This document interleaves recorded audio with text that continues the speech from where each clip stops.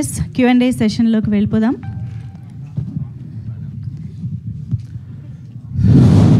Yes సోదరా, చెప్పండి.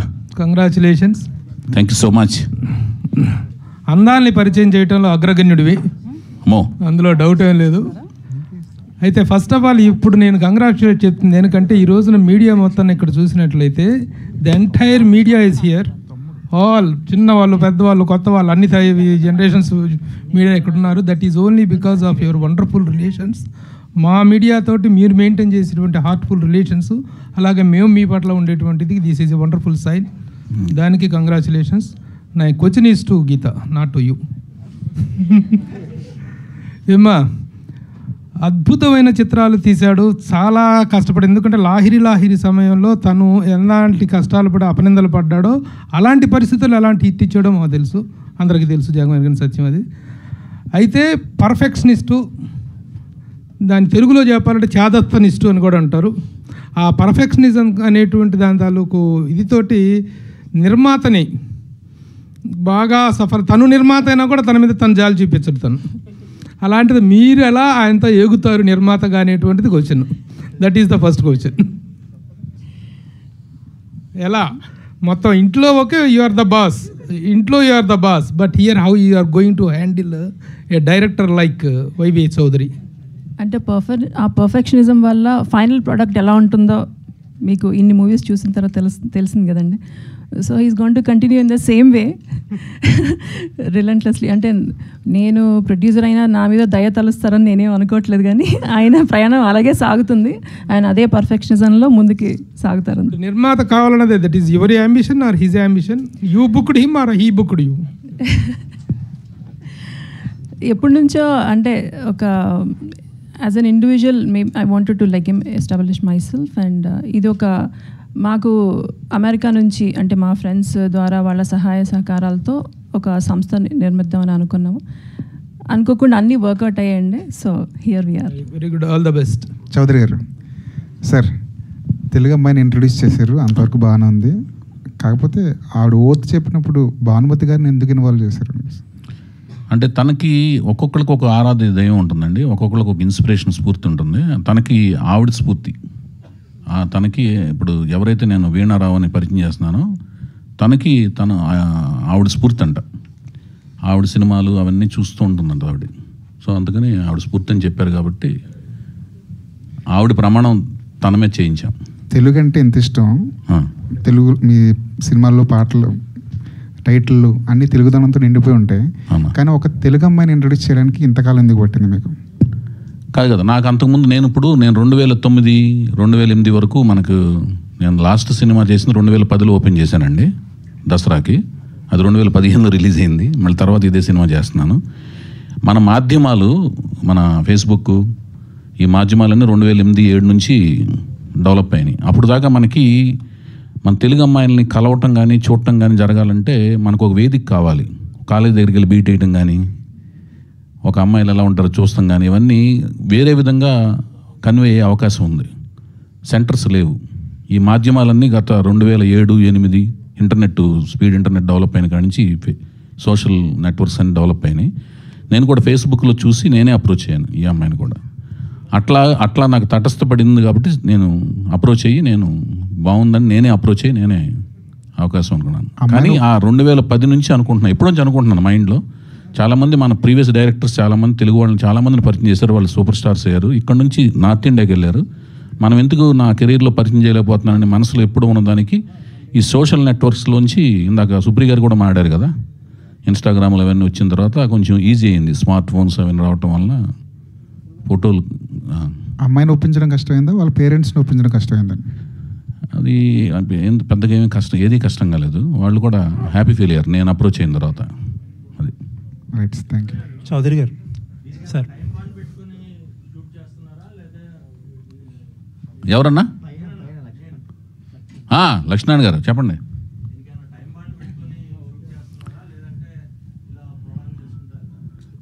అన్నా ఇది ప్రొలాంగ్ కాదు, ఇది registering the project with the film goers and film audiences.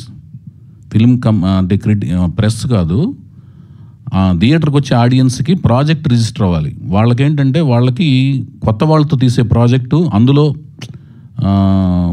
ఏదన్నా ఒక పెద్ద సెటప్లోంచి రాకపోతే ఏమవుద్దంటే ఆ ప్రాజెక్ట్ రిజిస్టర్ అవ్వడానికి టైం పడుతుంది. ఆ ప్రాజెక్టు బిగ్ స్కేల్ ప్రాజెక్ట్ అంటే కొంచెం వాళ్ళు చేసే దినచర్యల మధ్య నుంచి ఈ ప్రాజెక్ట్ రిజిస్టర్ అవ్వడానికి టైం పడుతుంది. కాబట్టి రిజిస్టర్ చేయడం కోసం తీసుకున్న టైం ఇది. తర్వాత టైము ఎంత పడుద్ది ఒక ప్రాజెక్ట్ అనేది మొదటి 5 రోజులు వాళ్ళతో పనిచేసిన ఎంత కోచింగ్ ఇచ్చినా కూడా, మనం ఎంత డ్రైవింగ్ మెకానిజం మనం తెలిసినా కూడా, మన థియరీ ఎంత తెలుసుకున్నా కూడా, కారు ఇచ్చిన తర్వాత ఎదురుగుండా లారీ వస్తుంటే పక్క దిక్కులు ఆపుకుంటాం. వన్స్ ఒక 5-6 నెలలు తోలేసిన తర్వాత డ్రైవింగ్ అనేది మానేస్తాం, మిగతా పనులన్నీ చేస్తాం. డ్రైవింగ్ ఆటోమేటిక్ వెళ్ళిపోతుంటుంది, ఫోన్లో మాట్లాడుతుంటాం, బుక్స్ను సంతకాలు పెట్టేస్తుంటాం, చెక్ బుక్స్, డ్రైవింగ్ జరిగిపోతుంటుంది ఆటోమేటిక్గా, మనకి సబ్ కాన్షియస్గా జరిగిపోతుంటుంది. ఫస్ట్ నేర్చుకున్నప్పుడు మాత్రం డ్రైవింగ్ ఒక్కటే, ఈ రోడ్లు ఎవరు రాకుండా ఉంటే బాగుంటుంది అనేది అంత ఆలోచిస్తాం. అలాంటిదే యాక్టింగ్ కూడా. సో మొదట 5 రోజులు 10 రోజులు వాళ్ళు మనం ప్లాన్ చేసిన ప్రకారం వాళ్ళు చేయగలుగుతున్నారా, సంతృప్తికరంగా మనం అనుకున్నట్టు రాసుకున్న ప్రకారం వస్తుందా లేదా చూసుకుని దాన్ని బట్టి షెడ్యూల్స్ మిగతా వర్కింగ్ డేస్ ఫైనలైజ్ అవుతాయి. ఆ ఫైనలైజ్ అయిన దాన్ని బట్టి షెడ్యూల్ ఆఫ్ రిలీజ్, ఆ రిలీజ్ అయిన టైంకి పెద్ద సినిమాలు వస్తున్నాయా లేదా వాటిని బట్టి డిసైడ్ అవుద్ది. ఇది ప్రొడ్యూసర్ డైరెక్టర్ అంటే ఆవిడే కాబట్టి ప్రొడ్యూసర్, నేనే డైరెక్టర్ని కాబట్టి, ఇంతకుముందు చేసిన సినిమాలు ప్రొడ్యూసర్ డైరెక్టర్ నేనే కాబట్టి లాస్ అయినా డిలే అయినా కూడా ప్రాబ్లం నాకే వస్తుంది. ఇప్పుడు ప్రాబ్లం ఆవిడకి ఉంటుంది, ఆవిడని నమ్మిన ఫ్రెండ్స్కి వద్ది డిలే అవ్వటం. అది వైవిఎస్ గారు ఏంటన్నా? అంతేనన్నా. ఓకే, థ్యాంక్ యూ అన్న. వైవిఎస్ గారు సార్ చెప్పండి అన్న. మీరు ఇదే ఫస్ట్ టైం ఒక తెలుగు అమ్మాయిని పరిచయం చేయడం, బట్ ఇండస్ట్రీతో చాలా ట్రావెల్ ఉంది కాబట్టి ఒక తెలుగు అమ్మాయిని హీరోయిన్గా పరిచయం చేయడానికి వాళ్ళ పేరెంట్స్ని ఎలా కన్విన్స్ చేయడానికి ఎంత ఇబ్బందులు ఉంటాయో మీకు తెలియదు కదా. ఇప్పుడు చూస్తే ట్రెండ్ మారింది. ఇందాక అంటున్నట్టు ఏంటంటే ఫేస్బుక్లో ఈ అమ్మాయిని సెలెక్ట్ చేశారంటున్నారు.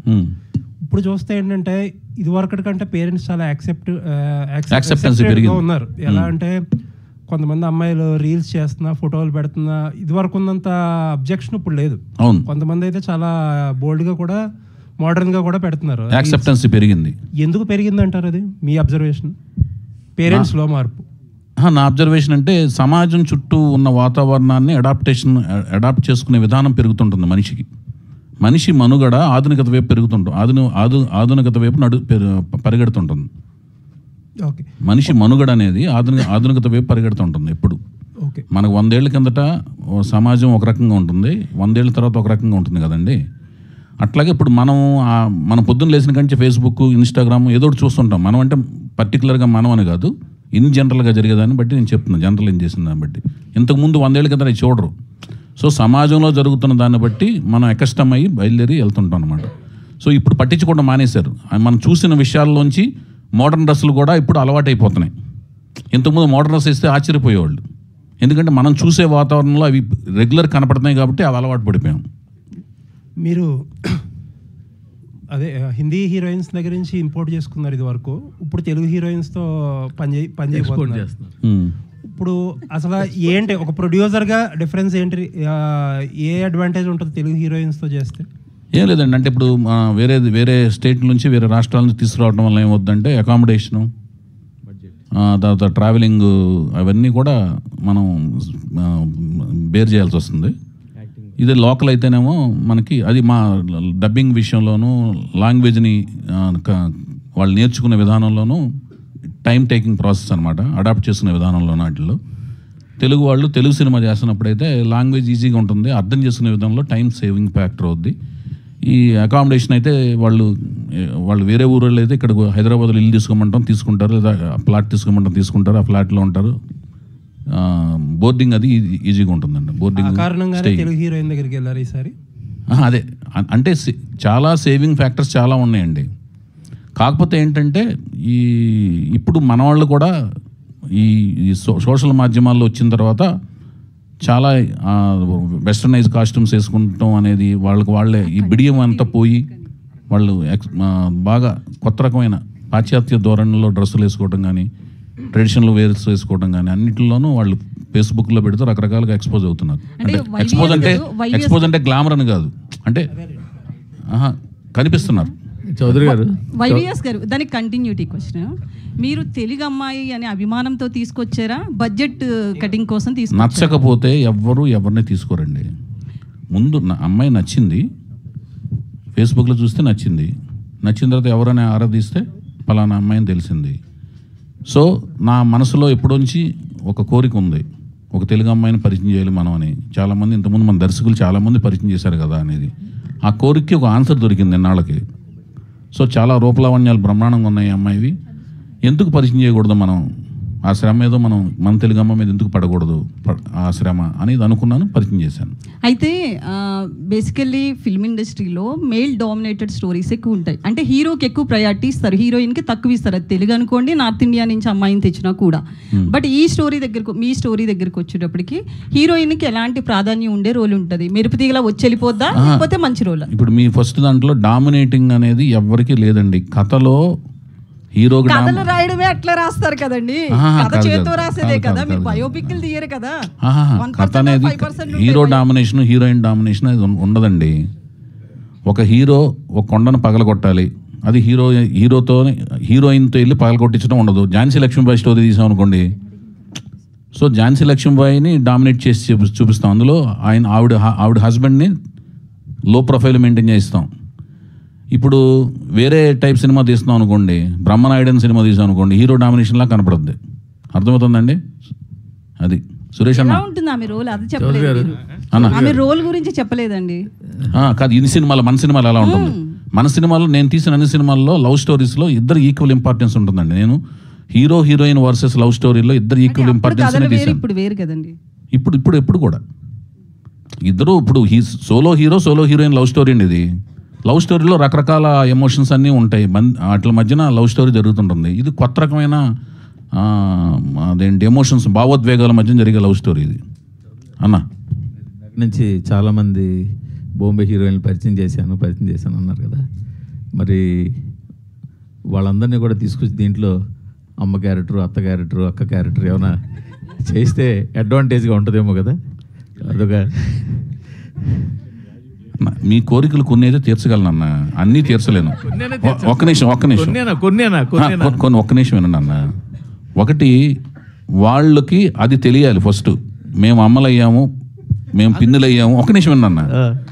వాళ్ళ అద్దంలో చూసుకున్నప్పుడు ఎవరైతే నేను పరిచయం చేసిన వాళ్ళు కావచ్చు, మేము అక్కలయ్యామనేదే తెలియదు చాలామందికి. ఏది వాళ్ళ అమ్మమ్మలయ్యే వరకు అక్కలయ్యామనే విషయమే తెలియదు చాలామందికి. ఇంక ఇప్పుడు నా కోరిక తీరటం కష్టం. అది మీ కోరిక నా కోరిక ద్వారా తీరటం అనేది కష్టం, నా ద్వారా తీరటం అనేది కష్టంగా నాకు అనిపిస్తుంది అన్న. అది కాదు మీ హీరోయిన్లు కదా, మీ సినిమాకి వాళ్ళు ఉపయోగపడాలి కదా. ఎవరన్నా? మీరు పరిచయం చేసిన హీరోయిన్లు కదా మీ సినిమాకి ఉపయోగపడాలి. అది లేదండి, అది ఆ రూల్ లేదు. నేను ఎప్పుడు కూడా నేను పరిచయం చేసిన హీరోయిన్స్తో నాకు వాళ్ళు ఉపయోగపడాలనే ఉద్దేశం ఉంది. అంటే ప్రాజెక్ట్ పరంగా నాకు వాళ్ళు నెక్స్ట్ ఏది చేయాలి, అది చేయాలన్న ఆలోచనతో నేను ఎప్పుడు ఆ ప్రయాణం ఎప్పుడు చేయలేదు. ఆ నిబంధనలతో నేను సినిమాలో. ఇప్పుడు ఈ అమ్మాయిని సినిమాల్లో తీసుకోవడం కోసం మీరు వాళ్ళ పేరెంట్స్ని ఒప్పించాను, పెర్మిషన్ అన్నారు కదా. ఒప్పించడం కాదు, అది కాదు ప్రక్రియ కదా అన్నది. ఒక అమ్మాయి బాగుంది, సోషల్ ఫేస్బుక్ లో అడగాలి కదా, వెళ్ళి వాళ్ళని వెళ్ళి అమ్మాయిని అడిగి గబాల్ నువ్వు వచ్చేయమ్మా సినిమా యాక్ట్ చేయమంటే. మరి హీరో కోసం అని, హీరో పెర్మిషన్ కోసం, హీరోకి తండ్రి లేడు, బాబాయిలు ఇద్దరు ఉన్నారు. కాదన్న, హీరోకి వెళ్ళినప్పుడు హీరో వాళ్ళ అమ్మగారు ఉన్నారు కదా. అమ్మగారు ఉన్నారు కానీ కాదు కుటుంబంలో అమ్మగారు ఉన్నారు కాదనట్లు. కాదు అమ్మగారిని దాటి చుట్టాల నీళ్ళు అడగరు. ఒక నిమిషం అండి, ఫస్ట్ అమ్మగారిని కదండి, అమ్మగారిని నీళ్ళు అడిగితే అమ్మగారిని బైపాస్ చేయకూడదు.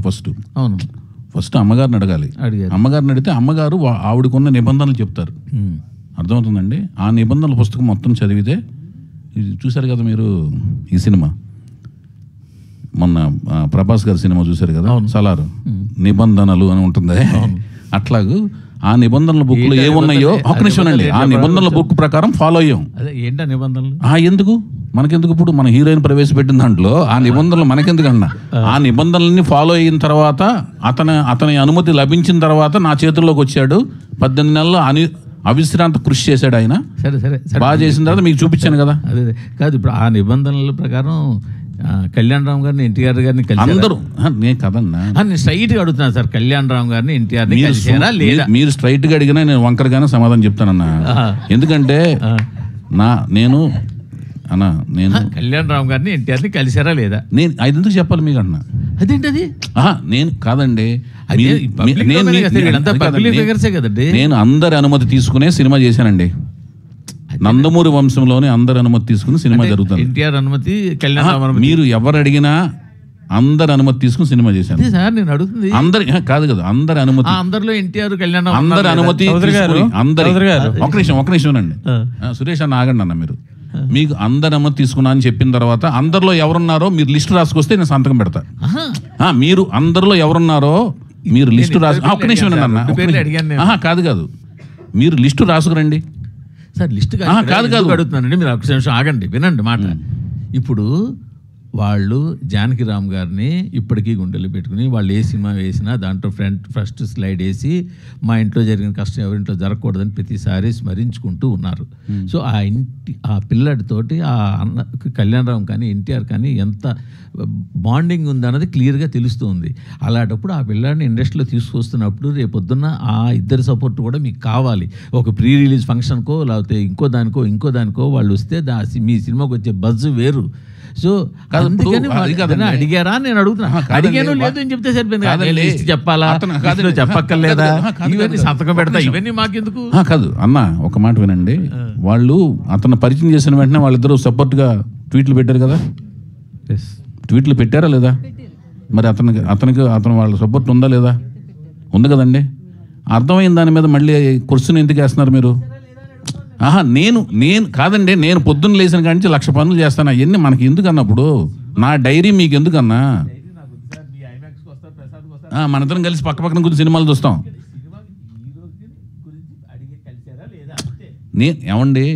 నేను దీని మీద ఆల్రెడీ ఆన్సర్లు చాలాసార్లు చెప్పాను. నేను అందరి అనుమతి తీసుకునే సినిమా చేశాను. అందరిలో మొత్తం అందరూ ఉన్నారు, కుటుంబం మొత్తం ఉన్నారు, నందమూరి వంశం అందరూ ఉన్నారు. అందరి అనుమతి మీదే అతను నాకు ఇచ్చారు. నాకు ఇచ్చిన తర్వాత నేను అతన్ని పరిచయం చేశాను. హాయ్ సార్, నేను వెంకట్ ఎన్టీవీ సార్. చెప్పండి అన్న. ఆ రోజు మనం ఎన్టీఆర్ని ఇంట్రొడ్యూస్ చేసిన రోజు ఇటు జూనియర్ ఎన్టీఆర్ గారు, దాంతోపాటు మన నారా భువనేశ్వర్ గారు ట్వీట్ చేశారు కదా. అవును, వాళ్ళిద్దరు బ్లెస్సింగ్స్ ఎలా ఉంది మీకు ఎంకరేజ్మెంట్? అసలు ఎంతో భావోద్వేగానికి లోనేనండి. అందరూ సపోర్ట్, మొత్తం కుటుంబంలోని అందరూ తను అప్రిషియేట్ చేసిన విధానం, మొత్తం కుటుంబంలోని అందరూ సపోర్ట్ చేసిన విధానంతో చాలామందికి సమాధానం అంటే అంతకుముందు ఆ రోజున మనం ఇదే ప్రెస్ మీట్లో కూర్చున్నప్పుడు వాళ్ళు ఇలాగూ అందరూ ట్వీట్ పెట్టరా అని కొన్ని ప్రశ్నలు మన పాత్రికేయ మిత్రులు సంధించినప్పుడు ఆ సమాధానం ప్యారలల్గా నెక్స్ట్ డే 2-3 డేస్లో దొరకడంతో నాకు అంటే నేను పెట్టకపోవటం అనేది భావోద్వేగానికి సమాధానం కాదు. లోపల ఇప్పుడు నేనున్నానండి, నేను రామారావు గారికి ప్రకటన ఇచ్చాను.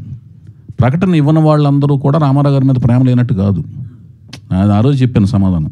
సో వాళ్ళందరూ ఇవ్వటం వలన నేను ఎక్కువ ఆనందం ఆటోమేటిక్గా, ఎందుకంటే అది ఒక సమాధానం లాగా ఉంటుంది. నేను ఎక్కువ మందికి ఎక్స్ప్లెయిన్ చేయాల్సిన అవసరం లేదు. ఇప్పుడు అన్నగారు అడిగారు, చూడండి, మూర్తి అన్న అడిగారు కదా, వాటికి సమాధానం చెప్పకుండా అది సమాధానం చెప్పినట్టు అయ్యింది, ఎక్కువ ఎక్స్ప్లెనేషన్ ఇవ్వకుండా. ఓకే. ఇంకోటి సార్, ఇప్పుడు మనం ఎన్టీఆర్ గారిని జూనియర్ ఎన్టీఆర్ అని పిలుస్తున్నాం. ఇప్పుడు ఈయన ఎన్టీఆర్ని ఏమని పిలవాలి? మరి ఈయన జూనియర్ ఎన్టీఆర్ అని పిలవలేని పరిస్థితి కాదండి. అది కాదండి, నేను ఎవరిని కూడా జూనియర్ అని సీనియర్ అని నేను పిలవనండి. బయట ఒక మాటనండి, ఫ్యాన్స్ మొత్తం కూడా ఒక మాటనండి, వాళ్ళకి వాళ్ళ తల్లిదండ్రులు పెట్టిన పేర్లు ఉంటాయి. ఆ పేరు మీదే మేము సినిమాలో టైటిల్ కార్డులు వేస్తాం. ఫ్యాన్స్ పిలుస్తారా, మీడియా పిలుస్తుందా? సినిమా అనేది ప్రజల్లోకి వెళ్ళిన తర్వాత అతని ఆదరణలోంచి అతనికి పేరు వస్తుంది. ఒకళ్ళు తారక్ అనొచ్చు, ఒకళ్ళు రామ్ అనొచ్చు, ఒకళ్ళు రావు అనొచ్చు. నన్ను నా ఫ్రెండ్లు కలిసి సత్యం అని పిలుస్తారు, ఒకళ్ళు వెంకట అని పిలుస్తారు, అమెరికాలో ఫ్రెండ్స్ అందరూ. కొంతమంది వైవిఎస్ అని పిలుస్తారు, కొంతమంది చౌదరి అని పిలుస్తారు. సో దాన్ని మనం చేయలేం. నా పేరు YVS Chowdary, Yalamanchi Venkatasatyanarayana Chowdary. Okay. So అది మనం చెప్పలేం. నా పేరు వేసుకుంటే నేను నా పేరు వేసుకుంటాను. అది మొదటి సినిమానే కదా, రిలీజే బయటికి వెళ్ళాలి కదా. నేను ఎవరిని డిసైడ్ చేయడానికి అతని పేరుని? ఎన్టీఆర్కి మరి అంటే ఏదో ఒకటి ఉంటుంది కదా సార్, అట్లా నేను పెట్టకూడదు అంటున్నాను. ఇప్పుడు మన తారక్ పరిచయం అయినప్పుడు కూడా అతని పేరు, అతనికి ఏమైతే పెట్టారో ఆ పేరు వేసుకున్నారు, అంతేగాని అది తర్వాత అప్పుడు ఇండస్ట్రీలో ఆయన ఏమని పిలుస్తున్నారు, ఆయన ఏమని ట్విట్టర్ నేమ్ పెట్టుకున్నారు, అవన్నీ ఏంటంటే తర్వాత జరిగే పరిణామాలు. నేను అలా చేయలే, ఆ ప్రశ్న ముందు అడగరు కదా అంటున్నాను. ఇంకో క్వశ్చన్ సార్, చెప్పండి. మీరు ఆ రోజు ఎన్టీఆర్ ఇంట్రొడ్యూస్ చేసిన రోజు ఆ పోస్టర్ చూస్తుంటే 6 feet అబోవ్ ఉన్న కటౌట్స్, సో ఒక టీజర్ ఒక ట్రైలర్కి వచ్చిన బజ్ లాగా వచ్చేసిన పరిస్థితి ఉంది. సో ఇప్పుడు మీకు ఏమైనా టెన్షన్ ఉందా? అంత బజ్ రావటం ఇప్పుడు ఎలా చేయాలి ఏంటి అనేది ఒక టెన్షన్ లేదు. నేను డెఫినెట్గా అతను బ్రహ్మాండంగా ఉంటాడు అనుకునే నేను మొదట చూసినప్పుడే అతను బ్రహ్మాండంగా ఉంటాడు, మంచి స్టార్ అవుతాడు అనుకునే దిగాను. సార్ చౌదరి గారు, ముందు తెలుగులో వీణారావు అని తెలుగు అమ్మాయిని పరిచయం చేసామన్నా. ఓకే. ఇప్పుడు పదంలో దర్శనము, రూపలావణ్యాలని తెలుగు పదాలు ఈ మధ్య చాలా కాలం అయింది. తెలుగు నటిని కూడా తీసుకున్నారు. అయితే ఈవిడ ఎన్టీఆర్ మునిమనవడుతో చేస్తున్నప్పుడు ఈమె కూడా ఫ్యామిలీ బ్యాక్గ్రౌండ్ ఏమైనా ఉందా? ఇప్పుడు ఈమె పెట్టడానికి ఏంటి దాని పర్పస్? ఫ్యామిలీ సంబంధించిన కుటుంబ వాతావరణం ఏమి, సినిమా ఫీల్డ్కి సంబంధించిన కుటుంబ వాతావరణం ఆవిడకి ఏమి లేదండి, సంబంధమే లేదు. ఓకే, అంతే. అదే దీన్ని పెట్టంగానే ఏదో అనిపించింది. లేదు, ఆవిడంటే ఇష్టం, అంతవరకే. ఆవిడంటే స్ఫూర్తి, ఇష్టం కాదు. నటన ప్రకారంగా ఆవిడ అంటే స్ఫూర్తి కాబట్టి ఆవిడకి ఇష్టమైనని కనుక్కుని, నాకు ఇష్టమైనది కాదు, ఆవిడకి ఇష్టమైనదని కనుక్కుని ఆవిడ ప్రమాణం చేస్తాను కాబట్టి ఆవిడ మీద ప్రమాణం చేయించాను. ఓకే. ఇంకోటి ఏంటంటే ఫస్ట్ సినిమా మీకు ఇలియానా అని చూపించారు, దేవదాస్ సినిమా. ఇలియానా దేవదాసులో యువతను గిలిగింతలు పెట్టింది. ఈమెను కూడా ఫస్ట్ ఇంట్రడక్షన్ షాట్ వేసినప్పుడు మోడర్న్ డ్రెస్ చూపించారు. ఈమె కూడా ఆ టైప్ ఏమన్నా ఉంటుంది కథలో? ఉద్దేశం ఏంటంటే ఒక అమ్మాయి, అందులో మన తెలుగు అమ్మాయిని 5 అడుగుల 7 అంగుళాలు ఉంటుంది ఆవిడ హైట్ చక్కగా. సరే, ఒక అమ్మాయి అటు పాశ్చాత్యపు దుస్తుల్లోనూ మన సంప్రదాయ దుస్తుల్లో రెండిట్లోనూ ఆవిడ బాగుంటుంది అని చెప్పడమే నా ఉద్దేశం అండి. అంటే ఓన్లీ ట్రెడిషనల్గా బాగుంటుంది అంటే కొన్నిటికి కేటగరైజ్ అయిపోద్ది, కొన్ని సినిమాలకే పనికి వస్తుందని. అలా కాదు, రెండిటికి పనికి వస్తుంది అనుకుంటేనే ఎక్కువ కెరీర్ గ్రోత్ ఉంటుంది. నేను మల్టిపుల్ ఆప్షన్ సినిమాలకు ఉంటాయని ఉద్దేశంతో చూపించడం అనేది ఒక డెమో లాగా చేద్దాం అనేదే షోరీల ఉద్దేశం. ఓకే. అప్పుడు దేవదాసు తెలుగు టైటిల్, దీనికి కూడా తెలుగు టైటిల్ ఏమైనా వెరైటీకి పెట్టాలా? టైటిల్ అనేది నేను మీకు అన్వైల్ చేస్తాను. మంచి ఒక బిల్డప్తో మంచి టైటిల్ పెడుతున్నాను, అది నేను చెప్తాను మీకు. చౌదరి గారు, వినాయకరావు గారు, చౌదరి గారు అమ్మాయి బాగుంది. అయితే బాగుందా బ్రహ్మాండంగా ఉందా చెప్పండి అన్న. బ్రహ్మాండంగా ఉంది, అది చెప్పండి అన్న ముందు. అదే తెలుగు సినిమా, తెలుగు భాష, తెలుగు వాతావరణం అంటున్నారు కదా మీరు సినిమా. సో మిగతా నటీనటులు కూడా తెలుగు వాళ్ళు ఉండే అవకాశం ఉందా? అది అంటే కథలో అవసరం, క్యారెక్టర్ డిమాండ్ ప్రకారం, అంటే భాషకి కన్ఫర్మ్ అవుదాని, భాష భావోద్వేగం చూపిద్దామని అలాంటిది లేదండి. కళకి భాషా భేదం లేదు, మనం ఎక్కడి నుంచి ఎవరైనా తెచ్చుకోవచ్చు.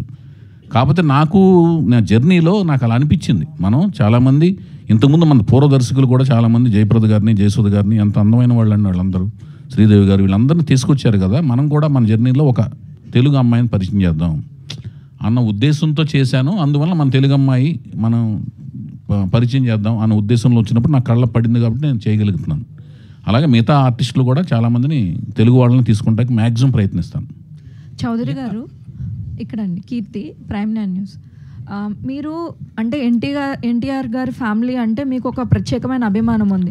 సో వాళ్ళ ఫ్యామిలీ నుంచి ఒక పర్సన్ని మీరు ఇక్కడ పరిచయం చేస్తున్నప్పుడు ఆ సినిమాలో ఉండే హీరోయిన్ కోసం మీరు ఎటువంటి ప్రికాషన్స్ అంటే అమ్మాయి గురించి ఎటువంటి పర్టికులర్గా సెర్చ్ చేస్తున్నారు?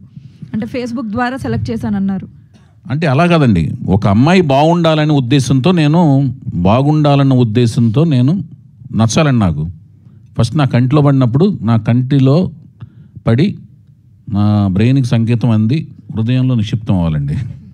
అదండి, మెదడుకి సంకేతం అంది హృదయంలో నిక్షిప్తం అవ్వాలి. అలాగే అమ్మాయి రూపలావణ్యాలు అంటే ముఖ కవళికలు బాగున్నాయి, అంటే ఫీచర్స్ అంటే ముఖ కవళికలు బాగున్నాయి, ఈ అమ్మాయికి కథానాయిక అయ్యే లక్షణాలు ఉన్నాయి అని అనిపించిన వెంటనే నేనే అప్రోచ్ అయ్యి, ఎందుకంటే నేను ఎప్పుడు నుంచి అనుకుంటున్నా కదండి, అది ఏ సినిమా అయినా అప్రోచ్ అవుతాను. అంటే రామారావు గారికి మా ఫ్యామిలీ నుంచి వస్తున్నారు, మా అన్న రామారావు గారి ఫ్యామిలీ నుంచి వస్తున్నారు కాబట్టి అలా చూద్దాం ఇలా చూద్దాం అని ఉండదు. నేను ఎందుకంటే డెఫినెట్గా బాగా చూపిస్తానని నమ్మకం ఉంటేనే అప్రోచ్ అవుతాను కదండి. అది చౌదరి గారు, ఇప్పటికి 5 ప్రెస్ మీట్లు దాకా అయినాయండి అన్న. షూటింగ్ ఎప్పటి నుంచి స్టార్ట్ చేస్తాం? అది ఓకే, మీరు బాగా లెక్క పెడుతున్నారు, మీరు లెక్కల మాస్టరా? చెప్పండి సమాధానం. మరి లాస్ట్ ప్రెస్ మీట్ రాలేదుగా మీరు? ఎందుకు రాలేదు? చూశాను నేను. అంతకుముందు ప్రెస్ మీట్కి వచ్చి కొంటి ప్రశ్న ఒకటి వేశారు మీరు. ఇప్పుడు ఇంకోటి వేస్తాను మనం. అడగండి. ఎప్పుడు షూటింగ్ ఎప్పటి నుంచి? నెక్స్ట్ ముహూర్తం స్టార్ట్ చేసేస్తాను. హీరో హీరోయిన్ మెయిన్ అన్న సినిమాకి. ఎందుకంటే కొత్త వాళ్ళతో తీసినప్పుడు వాళ్ళు మీ అందరికి నచ్చాలి. మీ అందరికీ అంటే మీ ద్వారా ప్రపంచానికి నచ్చాలి, తెలుగు ప్రేక్షక లోకానికి నచ్చాలి. నచ్చితే సగం నేను పాస్ అయినట్టు బరువు నా మీద పడుతుంది. ఏంటి హీరో హీరోయిన్ బ్రహ్మాండంగా ఉన్నారు, ఇప్పుడు ఇతనేం పీకుతాడు లేకపోతే ఇతనేం తీస్తాడు అనే దాని మీద అందరికి క్వశ్చన్ ఉంటుంది. సో ఇక్కడ నుంచి నా వర్క్ స్టార్ట్ అవుద్ది. సో మీ హీరోయిన్ నచ్చింది కదా మీకు, హీరో బ్రహ్మాండంగా అప్రిషియేషన్ వచ్చింది కదా, వీళ్ళిద్దరూ బ్రహ్మాండంగా ఉంటే ఇప్పుడు నా వర్క్ క్రియేటివిటీ, వాళ్ళ మీద బరువు ఉండదు. ఇప్పుడు నా బరువు అంతా నా మీద ఉంటుంది. నేనేం చేస్తున్నాను ఏంటనేది నేను దాని గురించి ఎప్పుడైతే కష్టపడి స్క్రిప్ట్ తయారు చేశాను కాబట్టి వర్క్ అనేది యాజ్ ఎర్లీ యాజ్ పాసిబుల్ ప్రారంభించేస్తాను. మంచి రోజు చూసి. ఓకే, నెక్స్ట్ ఇయర్ రామారావు గారి మనవడు హీరోగా పరిచయం అవుతున్నాడు, ముని మనవడు కూడా హీరోగా పరిచయం అవుతున్నాడు. ఈ రెండు చిత్రాలు పోటాపోటీగా వచ్చే అవకాశం ఉందా? ఈ పోటా పోటీలు ఎవరు పోటీ కాదండి. దీని గురించి లాస్ట్ ప్రెస్ మీట్ మీరు మిస్ అయ్యారు. అందువల్ల మీకు ప్రశ్నకి ఆన్సర్ ఆ లాస్ట్ ప్రెస్ మీట్లో చెప్పాను. ఎవరికి పోటీ కాదండి. అసలుకి ఫాలోయింగ్ మొత్తం నందమూరి వంశం ఫాలోయింగ్ అంతా వెయిటింగ్ ఫర్ మోక్షజ్ఞ అండి. అందులో క్లియర్. అతను ఆయన వారసుడు, రామారావు గారి వారసుడు బాలకృష్ణ గారు వారసుడు మోక్షజ్ఞ. ఆయన కోసం మొత్తం హోల్ ఫాలోయింగ్ వెయిటింగ్. ఎంత వెయిటింగ్ అంటే ఈవెన్ మైసెల్ఫ్, నేను కూడా. ఎందుకంటే నేను రామారావు గారి అభిమాని కాబట్టి రామారావు మేమంతా గుడివాడలో ఉన్నప్పుడు బాలకృష్ణ గారి కోసం ఆ వెయిటింగ్ అనమాట.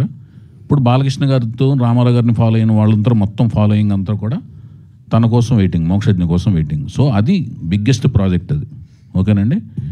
అట్ ది సేమ్ టైము ఇదేంటంటే కుటుంబం నుంచి ఎవరు వచ్చినా కూడా రామారావు గారు ఫాలోయింగ్ అందరూ కూడా కుటుంబం. ఇప్పుడు మీ అబ్బాయి కనపడతాడు నాకు, నేను వినాయకరావు గారు అబ్బాయి అనగానే బ్రహ్మాండంగా ఉన్నావా, బాగున్నావు, బాగా చదువుతున్నావు అంటాను. ఎక్కడో ప్యారిస్లో ఎక్కడ కనపడతాడు, ట్రాన్సిట్లో ఎక్కడ కనపడతాడు, బాగున్నావా అంటాం. అది అట్లా అందరు కుటుంబంలో ఎవరు వచ్చినా కూడా అందరూ బాగుండాలని కోరుకుంటాం. అందరూ బాగుండాలని కోరుకునే ప్రాసెస్లో ఏమవుతుందంటే ప్రతిభ అనేది అక్కడ కొలమానం అవుద్ది. కుటుంబం నుంచి వచ్చాడు, ప్రతిభ ఉంది, దాన్ని బట్టి స్థాయి, ఆదరణ బట్టి చైరు అన్నీ ఫిక్స్ అవుతాయి. సో ఇక్కడ పోటీ ఉండదు. పోటీ ఎందుకు పెట్టుకోరంటే పోటీ అనేది ఎవరికి ఉండదు, ప్రతిభ అనేది కొలమానం అవుద్ది, పోటీ ఉండదు అక్కడ. ఒకటి ఈ సంవత్సరం అనేది ఒక ప్రత్యేకత ఉంది. 50 ఏళ్ల బాలకృష్ణ గారి కెరీర్ సంవత్సరం. అదొక నందమూరి ఫాలోవర్స్ అందరికంటే వంశం వీరాభిమానులందరికీ అదొక పండగ వాతావరణం. అలాగే 75 ఏళ్ల ఎన్టీఆర్ గారి మన దేశం రిలీజ్ అయ్యే 75 ఏళ్ల అది వజ్రోత్సవం లాంటి సంవత్సరం పూర్తయింది మొన్న నవంబర్ 24కి.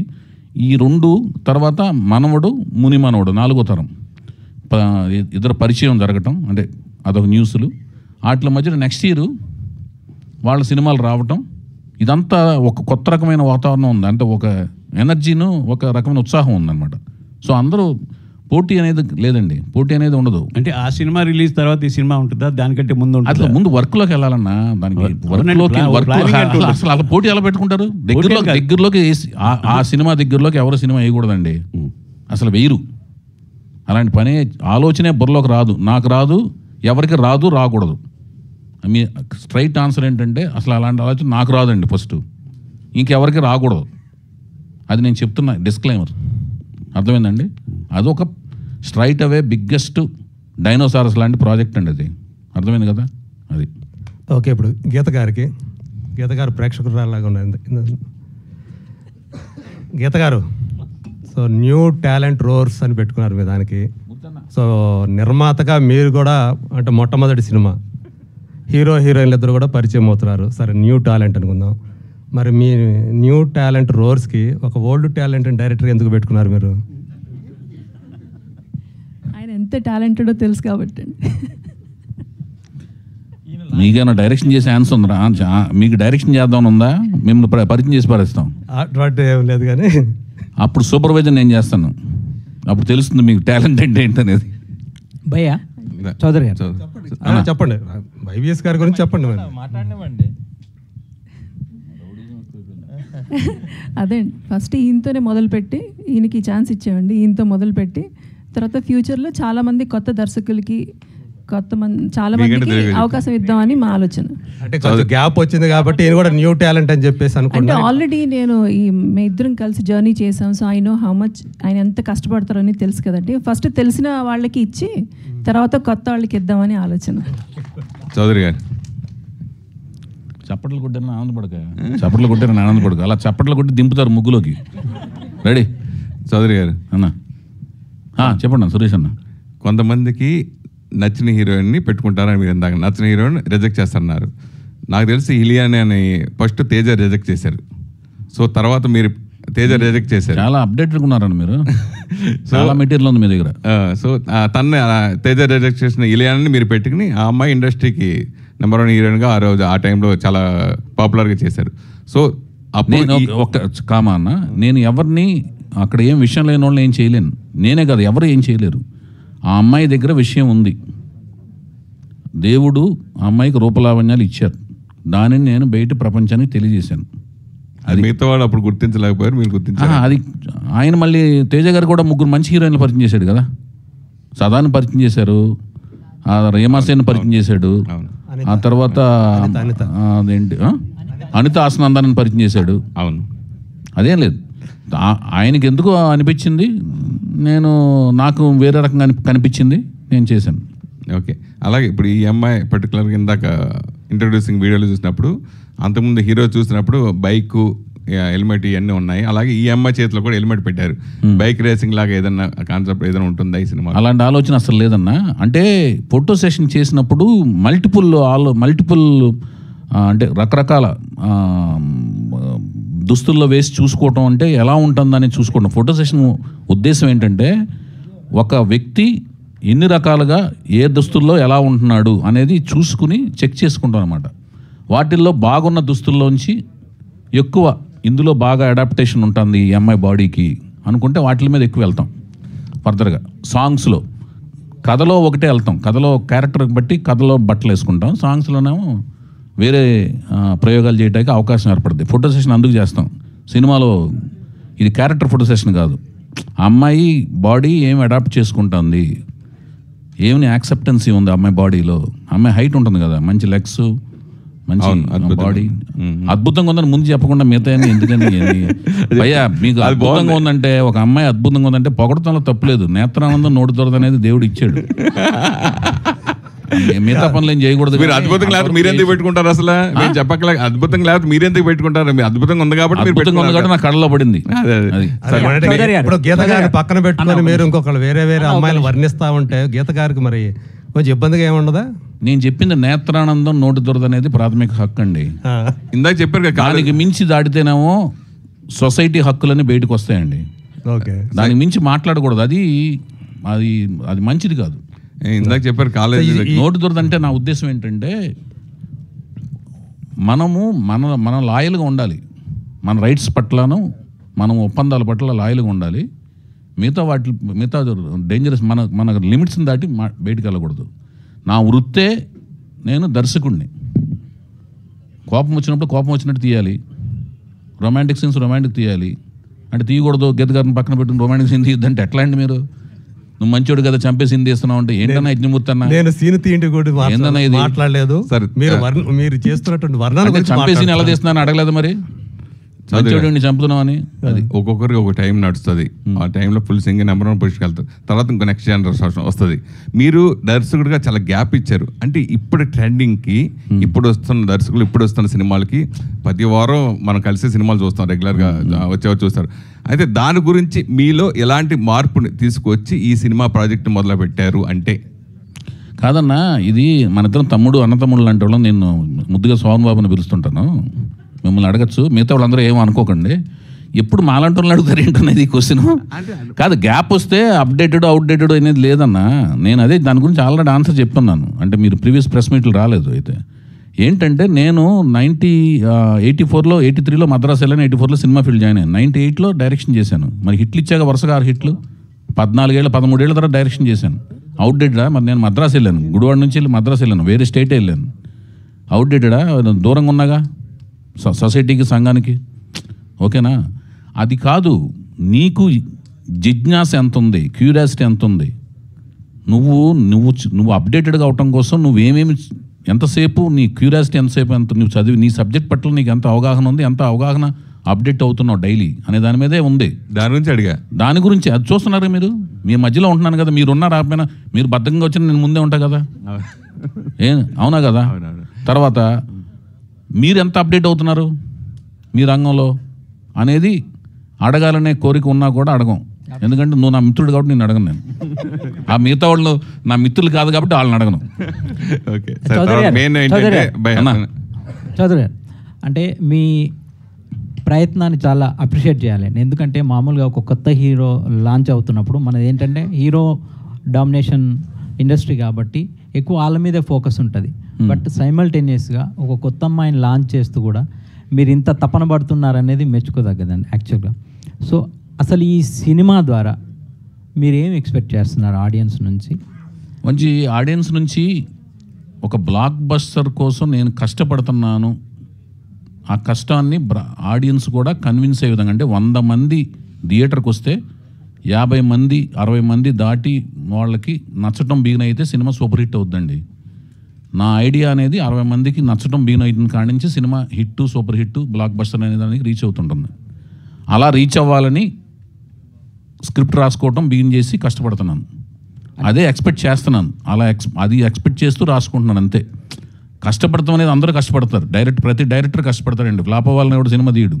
కాకపోతే అతను రాసుకున్న ఐడియా వాళ్ళకి రీచ్ అవ్వకపోవడం వల్ల ఫ్లాప్ అవుతాయి సినిమాలు. ఈసారి నేను రాసుకున్న ఐడియా రీచ్ అవుద్దనుకుని నమ్మకంతో పనిచేస్తున్నాను అంతే. ఆడియన్స్ నుంచి ఎక్స్పెక్ట్ చేయడానికి ఏముంది, ప్రతివాడు సూపర్ హిట్ అవ్వాలి, డబ్బులు రావాలి. డబ్బులు నేనంటే కీర్తి రావాలి, కీర్తి వస్తే ఆటోమేటిక్ డబ్బు వస్తుంది. ఏదైనా ఒకటే, డబ్బు రావాలంటే కీర్తి వస్తుంది, డబ్బు వస్తే కీర్తి రాకుండా డబ్బు ఎలా వస్తుంది అంతే. జస్ట్ 1 లైన్లో సార్, ఇది ఏ జానర్లో ఉండే సినిమా? బ్యూటిఫుల్ లవ్ స్టోరీ అండి. 1 లైనర్లో మీరు చెప్పలేరు. మీరు ఎందుకు బతుకుతున్నారంటే 1 లైనర్లో ఏం చెప్తాం, వాళ్ళు చెప్పలేరు. కథ అనేది ఒక కథ 1 లైనర్లో లవ్ స్టోరీ. బట్ లవ్ స్టోరీలో అంటే లవ్ అంటే అన్ని ఎమోషన్స్ ఉంటాయి కదండి, అన్ని భావోద్వేగాలు అన్నీ ఉన్న లవ్ స్టోరీ అది. ఇప్పుడు 5 ప్రెస్ మీట్లు అయినాయి. 5 ప్రెస్ మీట్లు ఒక్కొక్క దానికి ఒక్కొక్క ఇంట్రడక్షన్ కింద అందరినీ సెలబ్రేట్ తీసుకొచ్చారు. మెయిన్ ఓపెనింగ్కి ఎవరు రావచ్చు, ప్లస్ ఈ మధ్య బాలయ్య బాబు గారితో ఎక్కువ రెగ్యులర్గా ట్రావెల్ చేస్తూనే ఉన్నారు ఫంక్షన్ లైట్లో. సో ఈ సినిమా గురించి ఇలా ఇంట్రొడ్యూస్ చేస్తున్న విషయం బాలయ్య బాబు గారు చెప్పారా? అందరికీ తెలుసండి ప్రాజెక్ట్ గురించి. అందరి యాక్సెప్టెన్స్ నుంచి ప్రాజెక్ట్ స్టార్ట్ అయింది. అతిథులు ఎవరు, ముఖ్య గెస్టులు ఎవరు ఏంటనేది మనం అనుకున్న ముహూర్తానికి అందరి యొక్క సమయానుకూలతలు కలిసినప్పుడే వాళ్ళు గెస్టుల కింద రావటం జరుగుద్ది. వాళ్ళకు కూడా టైం కలిసి రావాలి కదా. ఇప్పుడు నాకు అందరూ తెలిసిన వాళ్ళు ఉంటారు. ఇప్పుడు మీరు కొన్ని ప్రెస్ మీట్లు మీరే రావడం కుదరలేదు. ఎందుకు రావడం కుదరలేదంటే మరి నాకు తెలుసు కదా, ఫ్రెండ్ కదా. ప్రభు రావడం కుదరలేదు కదా, ఇది ప్రెస్ మీట్కి వచ్చాడు. మిగతా ప్రెస్ మీట్లు రాలేపోయాడు కదా, ఆయన ఫ్రెండే కదా, ఎప్పటి నుంచి ఫ్రెండ్, మద్రాసు నుంచి ఫ్రెండ్ ఆయన. సో అది కుదరదు. అది ప్రేమ ఉండటం వేరును, మంచితనం ఉండటం వేరు, రిలేషన్షిప్ ఉండటం వేరు. గెస్టులుగా రావటం కుదరటం వేరు, కుదరకపోవటం వేరు. వైవిఎస్ గారు అన్న తమ్ముడు, ఇప్పటి వరకు తెలుగు ఫిల్మ్ ఇండస్ట్రీలో ఏ హీరోయిన్కి దక్కనంత లక్ ఇంట్రడ్యూసింగ్ ఈ రేంజ్లో చేయడం ఇదే ఫస్ట్ టైం. సో అది సినిమా ప్రమోషన్తో పాటు ఆమెను కూడా పబ్లిష్ చేస్తున్నట్టు. సో అది మీకంటే బాగున్న అమ్మాయిల్ని ఎవరు వదులుకోరు, ఏ ప్రొడక్షన్ కూడా వదులుకోరు. సో వేరే వాళ్ళు లాక్ చేసుకుని ఆ సినిమా ముందు రిలీజ్ అయితే ఈ సినిమా ఎవరికి వేరే సినిమా చేయకూడదు అనేది మాత్రం ప్రతి పరిచయం చేసే అమ్మాయిని పరిచయం చేసే అమ్మాయి దగ్గర మనం సంతకం చేయించుకుంటాం. ఇప్పుడు నువ్వు యంగరాజ్ అవని నేను అనుకుంటున్నాను. యంగరాజ్ అనే నువ్వు ఎలా ఉంది అమ్మాయి? అందమనే ఆయుధాన్ని అడగకుండానే తెలుగు ఆడియన్స్కి ఇస్తే ఎలా ఉంటుందో అలా ఉంది. రాజా మీ సినిమాలు చూస్తూ పెరిగాం కాబట్టి ఆటోమేటిక్గా ఆ పోయిటరీ వస్తుంది. సామాన్యంగా లేకపోయా నువ్వు అక్కడికంటే కూడా మాటల సంభాషణలోకి వచ్చేస్తే బెటర్ తమ్ముడు. సో థింగ్ ఏంటంటే కీరవాణి గారి లిరిక్స్లో బేసిక్గా మీ డైరెక్టర్లు చూపిస్తేనే రొమాన్స్ ఉంటుంది. కీరవాణి గారి లిరిక్స్లోనే కూడా రొమాన్స్ ఉంటుంది. వింటూ కూడా రొమాన్స్ని ఎంజాయ్ చేయొచ్చు, అలా డిజైన్ చేస్తాడు ఆయన. సో ఆయన వర్క్ స్టార్ట్ అయిందా లేదంటే ఈ సినిమాలో ఆ డోస్ ఎంతవరకు ఉండొచ్చు? మీ ప్రీవియస్ ఫిలిమ్స్ సీతయ్య కానివ్వండి, ముందు ఫిలిమ్స్, నేను మ్యూజిక్లో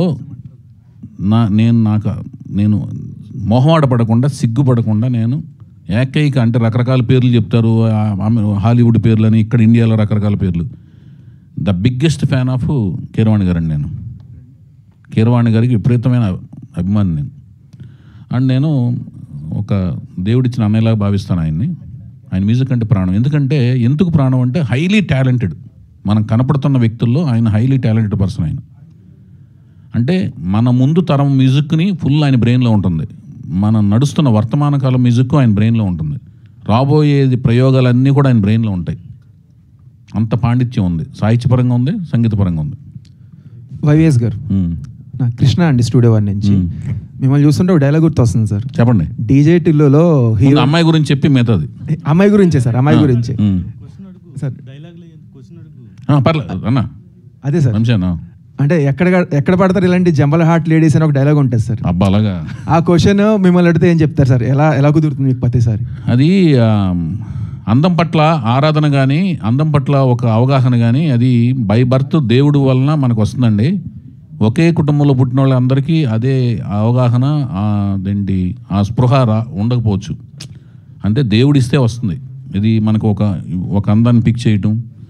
ఒక షాప్కి ఒక ఇద్దరు బ్రదర్స్ వెళ్ళారనుకోండి, ఇద్దరు బ్రదర్స్కి ఒకే మ్యాంగో నచ్చకపోవచ్చు. ఒకటికేమో ఇలా రౌండ్గా ఉన్న మ్యాంగో నచ్చచ్చు, ఒకటికేమో కోలగా ఉన్న మ్యాంగో నచ్చచ్చు. సో అది మన బ్రెయిన్ ఇద్దరు అదే పేరెంట్స్లో కడుపున పుడతారు కానీ వేరే వేరే నచ్చచ్చు. సో అది దేవుడిస్తే వస్తుంది ఆ స్పృహ. చౌదరి అన్న ఒక నిమిషం. ఇప్పుడు హీరో హీరోయిన్స్ ఇద్దరు కూడా 18+ ఆ క్యారెక్టర్స్, ఆ ఏజ్ క్యారెక్టర్స్ కాబట్టి ఆ క్యారెక్టర్స్లకి మీరు ఎలా పరకాయ ప్రవేశం చేయగలుగుతున్నారు? ఎంత హార్డ్ వర్క్ చేశారు? దర్శకుడు అంటేనే అది. ఇప్పుడు యాష్ చోప్రా గారు జబ్ తక్ హై జాన్ ఏ వయసులో తీశారు? రచయితలు, కవి అంటేనే ఇప్పుడు శ్రీశ్రీ గారు కానీ లేదా ఆత్రేయ గారు కానీ వాళ్ళందరూ ఏంటంటే వయసుతో సంబంధం ఉండదు. రచయిత అనేవాడు కథకుడు కానీ సృజనాత్మకత ఉన్నవాడికి వయసుతో సంబంధం ఉండదు. వాడు ఊహల్లోకి వెళ్ళగలుగుతాడు, వెళ్ళి ఆ యొక్క ఆ వాతావరణాన్ని దాన్ని సృష్టించుకోగలుగుతాడు. అట్లా వెళ్ళగలగడమే. చంపడానికి హంతకుడు అవ్వాల్సిన పని లేదు. ఎలా చంపగలడు అనేది ఊహించుకుని దాంట్లోకి వెళ్ళగలుగుతాయి. అది చౌదరి గారు. సో హాయ్ అండి. నేను చెప్పకపోతే ఊరికినదట్లేరంటారు మీరు. ఓకే సార్, మీ పేరేంటండి? హేమమాలిని. Myself Hema. మీరు ఇందాక చెప్పమన్నట్టయితే Malini, Hemamalini. Bond, James Bond లాగా. సార్ మీ హీరోయిన్ అయితే చాలా చాలా బాగుందండి నిజంగానే. ఎందుకంటే మీరు అప్పుడు ఏదైతే వర్ణించారో నిజంగా మంజుష గారు అన్నట్టు దానికన్నా ఎక్కువ అంటే ఎవరు వస్తారులే ఎవరు ఉంటారులే అని అనుకున్నాం, కానీ ఆవిడ చూడంగానే చాలా బాగుంది ఈవిడ అన్న ఫీలింగ్ అయితే మా అందరికీ అనిపించింది. ముఖ్యంగా నాకైతే అనిపించింది, మిగతా వాళ్ళ గురించి అయితే తెలియదు. కానీ అయితే వర్క్షాప్ కూడా చేశాము, అన్నీ చాలా నేర్చుకున్నాము అని చెప్పేసి ఏవీస్లో మీరు చెప్పారు. వాళ్ళిద్దరూ హీరో చెప్పారు, హీరోయిన్ చెప్పారు. అయితే వర్క్షాప్స్ మీరు ఎవరికి వాళ్ళకి సపరేట్ చేశారా, లేదంటే ఇద్దరిని కూడా మీరు రాసుకున్న సీన్స్ అన్ని ఇద్దరితోటి యాక్ట్ చేయించడము ఇలాంటి వర్క్షాప్స్ కలిపి చేయించారా? అదొక క్వశ్చను. అండ్ ఎంతమందిని చూసిన తర్వాత ఈవిడ దగ్గర లాక్ అయ్యారు? ఈ అమ్మాయి దగ్గర చాలా రోజుల కిందటే లాక్ అయ్యానండి. బేసిక్గా ఏంటంటే వర్క్షాప్ చేయించలేదు. ఓకే. యాక్టింగ్ పట్ల అవగాహనని పెంచే యాక్టింగ్ ఎబిలిటీస్ మీద కోచింగ్ ఇచ్చాను. వర్క్షాప్ అనేది షెడ్యూల్కి వెళ్ళే ముందు ప్రతి షెడ్యూల్కి 5 days 6 days పర్టికులర్ సీన్స్ మీద వర్క్షాప్ చేస్తాను. ఇప్పుడు ఏంటంటే ఫస్ట్ కావాల్సింది ఏంటంటే డ్రైవింగ్ ఎలా అనేది ముందు నేర్పితే పెద్ద రోడ్ల మీద ఎలా వెళ్ళాలి, చిన్న రోడ్ల నుంచి ఎలా తిరగాలి, వంపు రోడ్ల మీద ఎలా వెళ్ళాలి, అవి ఫ్రీవేస్ మీద ఎలా వెళ్ళాలి అనేది ఆ పర్టికులర్ రోడ్ మీదకి వెళ్ళేటప్పుడు మనం చూస్తాం కదా. అట్లా అనమాట. షెడ్యూల్కి వెళ్ళే ముందు ఓవరాల్ స్టోరీ మొత్తం అంతా క్లియర్గా బుర్రకెక్కించి క్యారెక్టర్ బుర్రకెక్కించి ఆ పర్టికులర్ సీన్స్ ప్రాక్టీస్ అనేది షెడ్యూల్స్ ముందు వర్క్షాప్ చేస్తాను. అది వర్క్షాప్ అనేది ఇప్పుడు కోచింగ్ ఇచ్చేటప్పుడు కూడా ఇద్దరిని కూర్చోబెట్టి ఇచ్చాను. ఓకే సార్, కూచిపూడి డాన్సర్ అని చెప్పారు కదా, మరి ఆమె సినిమాలో ఆమెది స్పెషల్గా ఆ కూచిపూడి స్టైల్ ఏదైనా సాంగ్ ఉండబోతుందా? అంటే నేను కొత్త వాళ్ళని పరిచయం చేసేటప్పుడు వాళ్ళ ఎబిలిటీస్ని దృష్టిలో పెట్టుకునే క్యారెక్టరేషన్ రాస్తాను సినిమాలో. వాళ్ళ పాత్రనే దాన్ని వాళ్ళ ఎబిలిటీస్ అన్ని అందులో డిజైన్ చేస్తే రాస్తాను. అదేనండి. లాస్ట్ కదా వాళ్ళు ఉన్నారు కదా వాళ్ళిద్దరు. అదే చౌదరి గారు. హాయ్ అండి, దిస్ ఇస్ రాణి. సో చాలా బాగుంది అమ్మాయి, ట్రెడిషనల్ లుక్లో బాగుంది, మోడర్న్ లుక్లో బాగుంది. సో మీరు చెప్పినట్లుగానే అనిపించింది ఆ వాలు జడ అవన్నీ. సో ఏంటంటే మ్యూజిక్ డైరెక్టర్ కూడా మీరు మంచి సెలెక్షన్ తీసుకున్నారు. మీ సాంగ్స్లో ప్రత్యేకించి శ్రీవారు అనేది మూవీలో కానీ సాంగ్స్లో కానీ పర్టికులర్గా ఇంక్లూడ్ చేస్తారు. ఈ సినిమాలో శ్రీవారితో ఏమైనా సాంగ్ కానీ ఏమైనా ఉండబోతుంది? అంటే లవ్ స్టోరీలో ఉంటుంది, లవ్ స్టోరీ కాదా, ఇంకా శ్రీవారు స్టేజ్కి రాలేదు ఈ సినిమా. సో శ్రీవారు దొరగారులాగా కానీ సమయానికి తగు సేవలు కానీ అలాంటిది ఉండదు. ఒక టైప్ ఆఫ్ మంచి ప్రేమపూరితంగా ఉండే సాంగ్స్ ఉంటాయి మంచిగా. Sir YVS Chowdary garu, hi అండి, this is Sharath from Telugu అండి. చాలా బాగుంది, హీరోయిన్ చాలా బాగుంది, మంచి అపీరెన్స్ లా కనిపిస్తుంది. అండ్ చాలా మంది వెయిట్ చేస్తున్నారు ఇప్పటి నుంచి, అంటే మీ సినిమా ఎప్పుడు రాబోతుంది, అంటే ఎప్పటికి, అంటే 2025లో ఫస్ట్ హాఫ్లో గారు సెకండ్ హాఫ్లో ఎప్పుడు రాబోతుంది సినిమా? ఇంకా నాకు మీ స్కెడ్యూల్ అంటే ఆల్రెడీ ప్లాన్ అదే ఆల్రెడీ ఇప్పుడు వెరీ ఫ్యూ డేస్లో ముహూర్తం షాట్ తీయటం, మంచి రోజు చూసుకుని దాని తర్వాత నుంచి ఇంకా వెరీ ఎర్లీయెస్ట్ డేస్కి ఎంత ఎర్లీ పాసిబుల్ అయితే అంత ఎర్లీగా వీళ్ళిద్దరిని తొందరగా షూట్ చేసేసి వేడివేడిగా ఆ దోశల్ని మీకు వడ్డించడం అనేది నా కార్యక్రమం పెట్టుకుంటాను. షూటింగ్ ఎర్లీగా స్టార్ట్ చేసి ఎర్లీయెస్ట్ 25లో వెరీ ఎర్లీయెస్ట్ పాసిబిలిటీ ఈ సినిమాని రిలీజ్ చేసి ఆనందాన్ని ఎంజాయ్ చేయాలనుకుంటున్నాను, సక్సెస్ ఆనందాన్ని ఎంజాయ్ చేయాలనుకుంటున్నానండి. అది అడగండి సార్, అడగన్నా. Sir hi sir, YVS sir, I'm Vinay from మన స్టార్ ఛానల్. అంటే 2024లో ఒక ఇద్దరు మధ్యన జరుగుతున్న లవ్ సిచ్యువేషన్స్ కానీ ఒక సినిమా రూపంలో తీయడం చాలా చాలా కష్టం అంటున్నారు. డైరెక్టర్స్ అందరూ కూడా చాలా కష్టం అంటున్నారు. సో మీరు కూడా ఒక లవ్ స్టోరీని మా ముందుకు తీసుకొస్తున్నారు కాబట్టి ఒక అమ్మాయి అబ్బాయి మధ్య జరుగుతున్న ఒక లవ్ సిచ్యువేషన్స్ని స్క్రీన్ మీదకి ఒక డైరెక్టర్గా తీసుకురావడం ఇస్ ఇట్ రియల్లీ పాసిబుల్ అనేది ఇప్పుడున్న సిచ్యువేషన్స్? 1980s బ్యాక్డ్రాప్ మన సినిమా, అది అనౌన్స్ చేశాను నేను. 1980s బ్యాక్డ్రాప్లో ఈ సినిమా తీయబోతున్నానని ముందే అనౌన్స్ చేశాను. మనది 2024 బ్యాక్డ్రాప్ కాదు, 1980s బ్యాక్డ్రాప్ జరుగుతుంది సినిమా. ఒక అందమైన ప్రేమ కథలాగా ఉంటుంది. డెఫినెట్గా మీ అందరికీ నచ్చుద్దని నమ్మకంతో ఉన్నాను. అది అంతేనా? మీరు ఎవరు లేరు? ఓకే, అందరికీ ధన్యవాదాలు, థ్యాంక్ యూ సో మచ్. ముందు ముఖ్యంగా ఇంత అందమైన, అందరికీ చెప్పేది ఒక జాగ్రత్తగా ఉండండి సార్, థ్యాంక్స్ నోటు. నాకు ఇంత అందమైన ఈ షో రీల్స్ని తయారు చేసి ఇచ్చిన రవి, ఈ తయారు చేసిన యాడ్స్ని, ఆ 2 షో రీల్స్ని తయారు చేసిన రవి అనమాట, జెమీ గొల్లేపల్లి మా గుడివాడ దగ్గర. అలాగే కాంటెంట్ క్యూ మేకరు మహేష్ దగ్గుమిల్లి గారు, వీళ్ళిద్దరికీ ఈ సభాముఖంగా వాళ్ళిద్దరికీ ధన్యవాదాలు తెలియజేసుకుంటున్నాను. అలాగే పాత్రికేయ మిత్రులందరినీ ఒక విన్నపం ఏంటంటే, మా కథానాయకుడికి అలాగే ఎన్టీఆర్కి, అదే మా కథానాయకుడు ఎన్టీఆర్కి, నాయిక వీణారావుకి మీ అందరి అండదండలు ఆదరాభిమానాలు ఎల్లప్పుడూ ఉండాలని ఈ మాధ్యమాల ద్వారా చూస్తున్న ప్రతి తెలుగు ప్రేక్షకులందరూ కూడా వాళ్ళ యొక్క ఆశీస్సులు మా ఇద్దరి కథానాయకుడికి ఇద్దరికి అందించాలని మనస్ఫూర్తి కోరుకుంటున్నాను. Thank you so much. పాత్రికేయ మిత్రులందరికీ మరొకసారి ధన్యవాదాలు తెలియజేసుకుంటూ, ముఖ్యంగా నా సోదరులైన వంశీశేఖర్లకి మరొకసారి ధన్యవాదాలు తెలియజేసుకుంటూ thank you so much. Bye. V media వెంకట్కి #మనోజ్, మై బ్రదర్ మనోజ్ అన్న #UV మీడియాకి మనోజ్ దగ్గర పనిచేసే శ్రీనివాసరెడ్డి పల్లి అందరికీ ధన్యవాదాలు తెలియజేసుకుంటున్నాను. Thank you so much.